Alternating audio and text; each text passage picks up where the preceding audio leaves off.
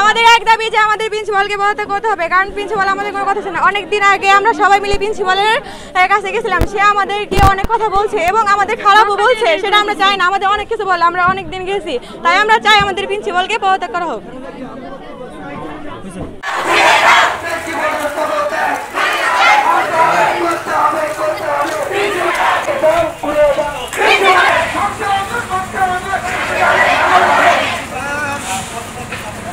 করছি আমাদের মাদ্রাসার সকল ছাত্রছাত্রীর পক্ষ থেকে আমাদের যেটি স্যার আছে আমাদের পক্ষ থাকবেন, এবং মাদ্রাসার পরিবেশটা একদম ভালো না, অফিস, এটাকে অফিস বলে, সেটা অফিস না।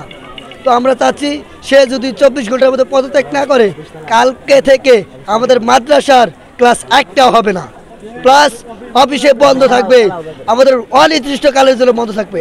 আর যদি সে কালকের মধ্যে এই মাদ্রাসা না আসে, তাকে আর পরবর্তীতে কোনোদিন এই মাদ্রাসায় ঢোকানো যাবে না এবং ঢোকানো হবে না, এটাই আমার দাবি।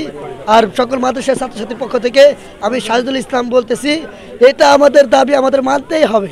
দাবিটা গুরুত্বপূর্ণ, আমার জন্য না, বর্তমান সিচুয়েশনের জন্য না, ভবিষ্যৎ সিচুয়েশনের জন্য, ভবিষ্যৎ প্রজন্মের জন্য, তাদের ভালো হবে। প্রিন্সিপালের পদত্যাগের আগে আমাদের সবকিছু বুঝিয়ে দিতে হবে। এই সব টাকা কোথায় যায়? দোকান ভাড়া নিয়েছে, এই সব টাকা কোথায় যায়? এই সব টাকা প্রিন্সিপাল কি করে সেটা আমাদের বুঝিয়ে তারপরে সে যেতে হবে। আমাদের একটা কমন রুমের দরকার, তাও নাই আমাদের যে আমাদের ওই সব যে বাথরুম, ওই বাথরুমে যাওয়া যায়, ছেলে মেয়ে সবাই একসাথে যায়, ওগুলো ঠিক করা দরকার, ওগুলো ঠিক করে না। কারণ এই বিল্ডিংটা হওয়ার কথা ছিল 4 তলা, 1 তলা হয়ে বসে আছে, আর কোনো কাজ করা নাই। ভেতরের বেঞ্চগুলোর কি অবস্থা, ওগুলো বসা যায়, মশার কামড় খেয়ে ছেলেরা পরে আমাদের কোয়েল আনে দেয়, আমরা কোয়েল ধরিয়ে বসে পড়ি। আমাদের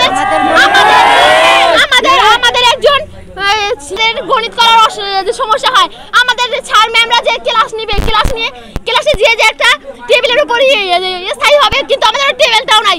এই যে 6, 7 এর ক্লাসগুলোর কি অবস্থা, তারা বসতে পারে না, ধুলো বালুর ব্রেঞ্চগুলোর কি অবস্থা, জানালা দরজার কোনো ই নাই, ফ্যানের কথা নাই, বাদ দিলাম তো, জানালা দরজাই নাই, আর ফ্যান তো দূরের কথা। এসব কি অবস্থা? এটা বলে মসজিদ হবে, মসজিদ হওয়ার কারণ খবর নেই, ওগুলো টাকা কই যায়? প্রিন্সিপালের পদত্যাগ চাই আমরা।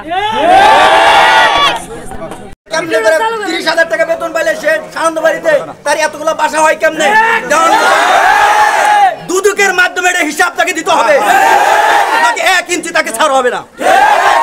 দুর্নীতিবাজ, চাঁদাবাজ, এই বাজারে চাঁদাবাজি করে সম্পদ কিনছে, দেওয়ানগঞ্জ সম্পদ কিনছে, ঢাকাতে 5 তলা বাড়ি বানাইছে, কি দেয়া করছে? একজন এটাকে হিসাব দিতে হবে আমাদের।